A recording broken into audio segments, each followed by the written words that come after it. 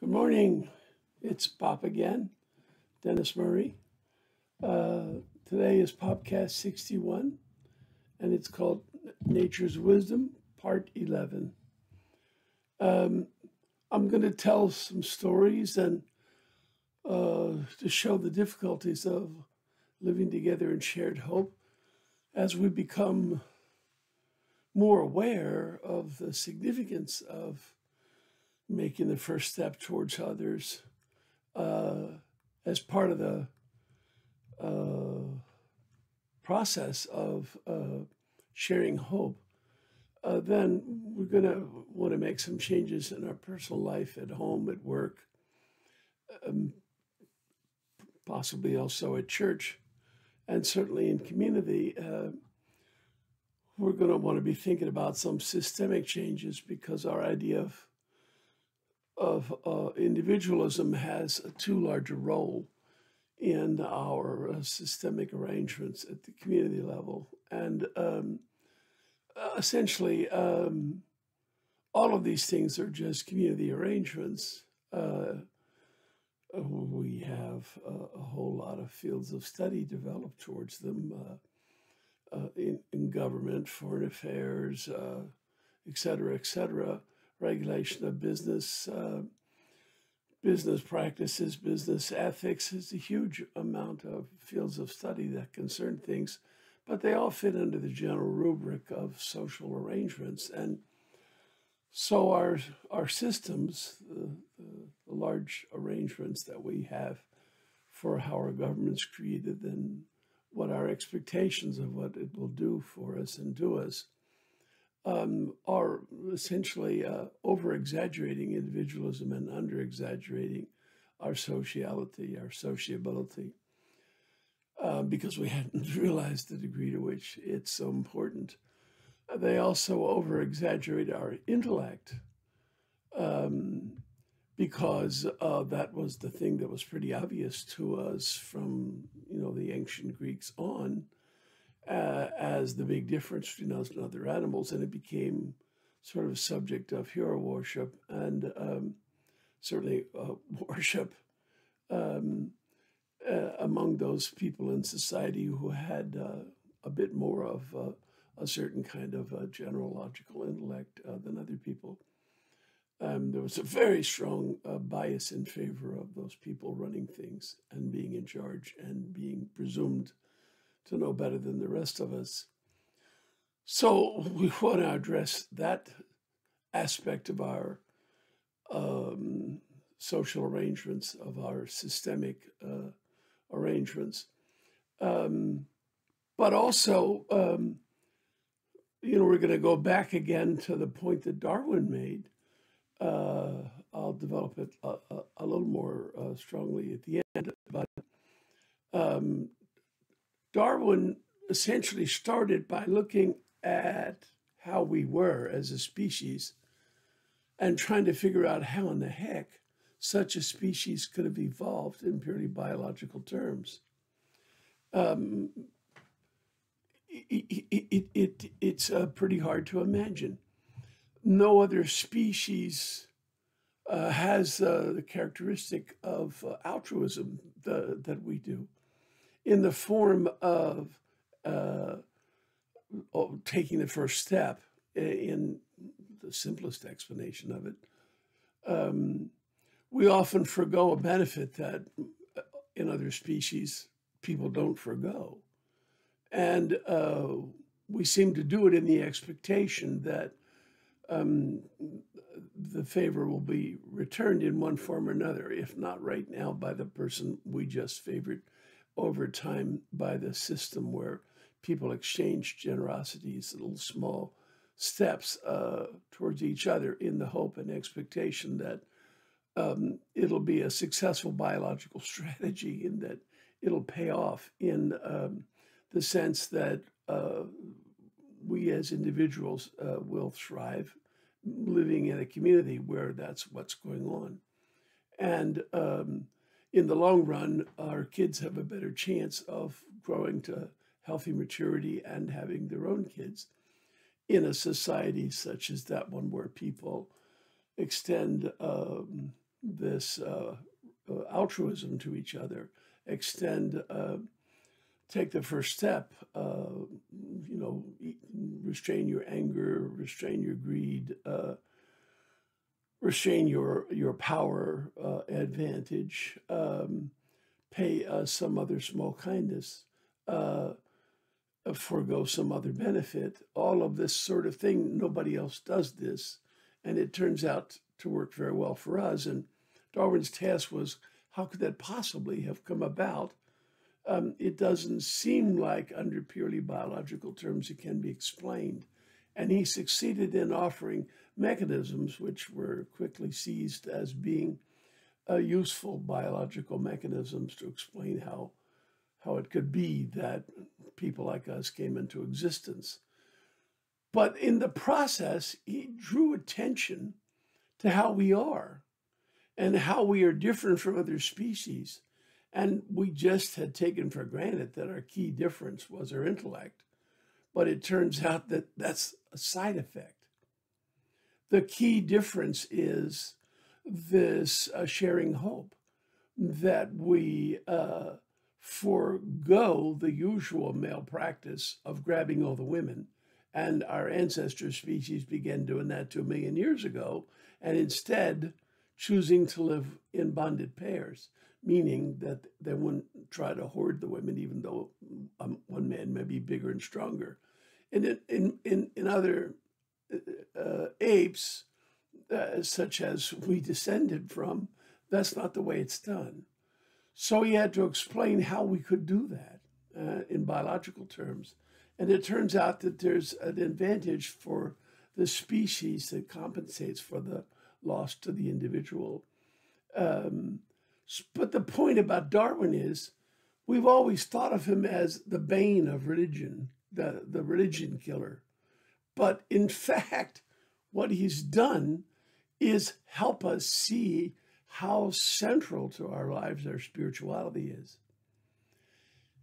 We're marked as we are, not by being intelligent. That turns out to be secondary.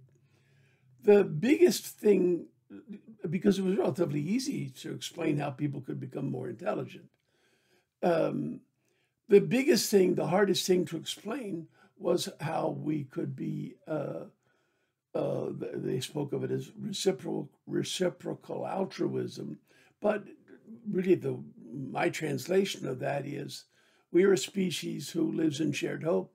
We take a step towards the other. We give a small kindness, a generosity, with withholding an advantage we have in the expectation that it'll be reciprocated. When somebody does take the first step towards us, then we're both now sharing hope, and whatever the issue was between us, it's now an issue we're working on together. It's a totally changed environment. Well, nobody else has that capacity, and it turns out to be that's the one we developed first, and then we needed to develop the intellect later in order to manage this incredible complexity of living together that arose from this beginning of living in bonded pairs in society 2 million years ago. So essentially, the explanation focused attention on things about ourselves that hadn't been given enough attention. And I'm in the process of using everyday words to describe what they highlight about us so that we can recast our idea of what's most important about us. And it turns out that the worship of intellect is foolish and unjustified. Gratitude for intellect, for sure. But, it's part of a whole host of things that began to be needed because of this key fact that our generosity towards each other, and that seems to have sprung as good an explanation as any from the rudimentary development of our biology into a psychology that had a sense of awe, a sense of wonder of the universe in which we lived. And that inspired us to see each other differently and to treat each other differently and to live together in different arrangements than any other species had ever had and all the rest follows from that.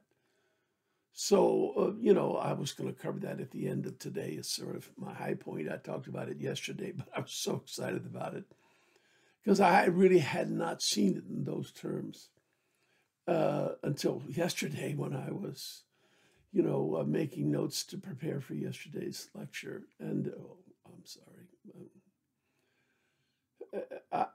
I try not to lecture. I guess you could call it that.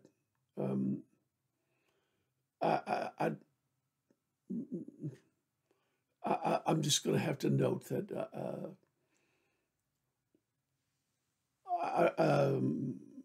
it's an issue for me.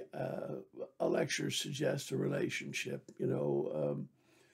of a master and student, and I'm nobody's master. I'm more the student than the instructor. So we'll leave that alone and get on with it. But for me, it really closes a loop. Darwin turns out to be very important in helping us appreciate our spirituality as a characteristic of our human species. And our spirituality arises from awe, which turns out is the best explanation for how these changes occurred in our species and that then led to, among other things, to the growth of our brain power so that our biology had the capacity to create a psychology that could moderate these living choices for living in bonded pairs in society that no other species made.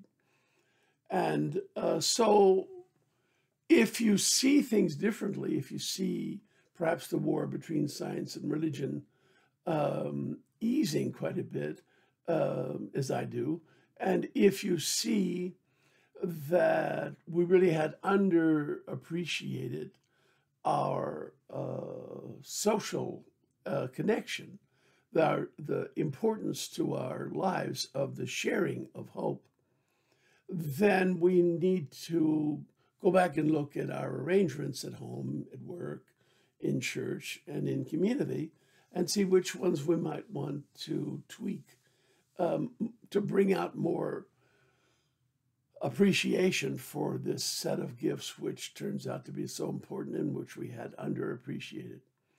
One of those, so a few stories to illustrate the point. So this kind of change is always difficult. I mean, people, my beloved wife and my kids, they poke a lot of fun at me because I'm a little bit of a character. And one of the things they said was, well, we have to get the no out because apparently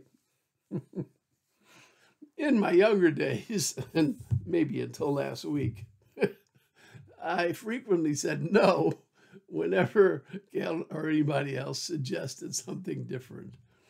And so then they all laughed and said, okay, well, we got the no out, so now we can get serious.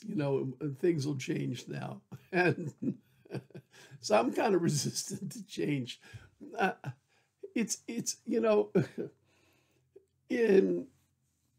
I had not been the kind of person who made decisions easily. So having made them, I didn't really want to reconsider them, even if new evidence came along. And this is a good example of type difference. So Gail was pretty much exactly the opposite. She didn't have any trouble making decisions. She was pretty good at them, practical things. It just, bam, they're done. Okay. And she paid a lot of attention to new evidence that may come along.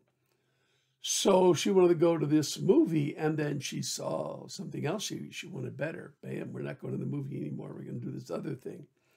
Or she, she thought it would be a bad idea for us to, buy a bigger house when our kids moved out and the grandkids started coming along in great numbers. And but then as the evidence built up of, oh my goodness, we can hardly fit together in our little house, then she changed her mind. For me, it's just there's 100 stories I could tell you about get to know out. She wanted the swimming pool. I said no. Everybody started laughing. A couple of years later, we had a swimming pool.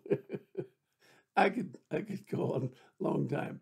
You can get my kids involved in my friends. Ginger, for example, laughs a lot about get to know out, and people know how to work that with me. So, but but we do have to have these changes. Sometimes changes are girded with religious or cultural traditions that are really hard to change. And a story I wanted to tell was, so Gail and I started dating when we met in December 30th, 1959.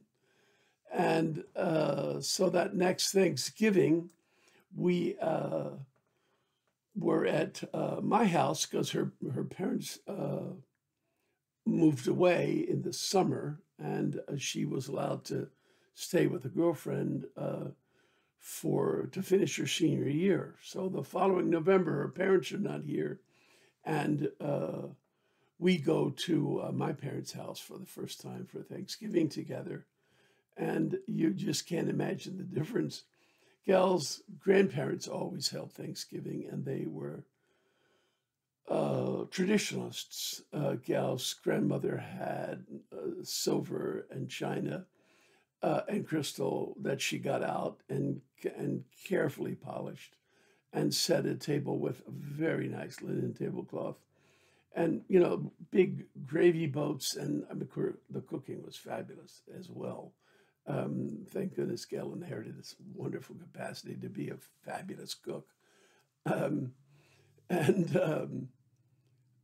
So, here's this very nice Thanksgiving with a relatively small family. Gail was an only child. She had, sadly, on the 4th of July, we think about it, she had an uncle who was killed in the Second World War. Doubly sadly, he was killed the day after Germany surrendered, when he was ordered back towards the coast to come home, and his Jeep ran over a landmine.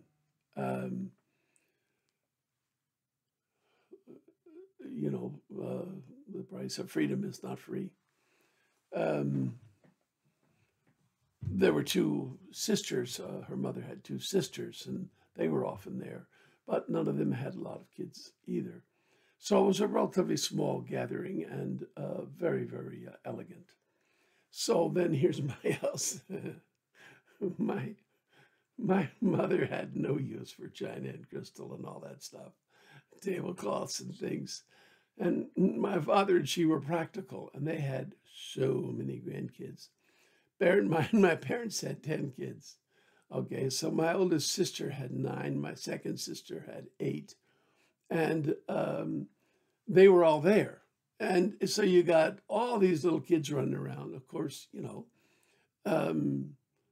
little kids often have runny noses, and they push and shove, and the parents aren't rolling in money, so the kids are not dressed in their Easter finest, like Gail and her cousins would have been.